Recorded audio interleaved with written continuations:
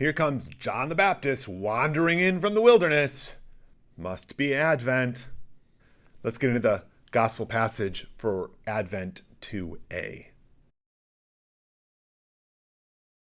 In Matthew's depiction of John the Baptizer, we have John coming out of the wilderness, showing up looking all weird and preaching repentance to all these people and baptizing them in the River Jordan. And then among all of those people are some Pharisees and Sadducees, and he lights into them. He calls them vipers, says they're replaceable, and he talks about God sorting the good from the bad. Ooh, that is spicy. So what do we do with it? Now, there are a few things to focus on in here, but the biggest problem is dealing with the idea that John says that humanity is replaceable.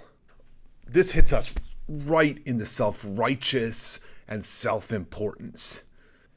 And it forces us to confront how we've bought into the line about lineage and race and nation and how we are understanding our own identity around all of this stuff.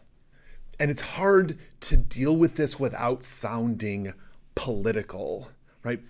Because it is political, and it starts out as a political idea. When we think of our world as divided, as we think of our world as having boundaries, as we think of our world as being filtered by races and groups and ethnicities, when we think of all of that is political. It all starts when we say that we are different, when it all starts when we try to suggest that ideas of Christian nationalism, for instance, aren't political, as if that isn't a problem, as if that isn't anathema to what John is talking about here. So our biggest problem with hearing this stuff is confronting the fact that we can't not be political about this. The grace is that God can make things work.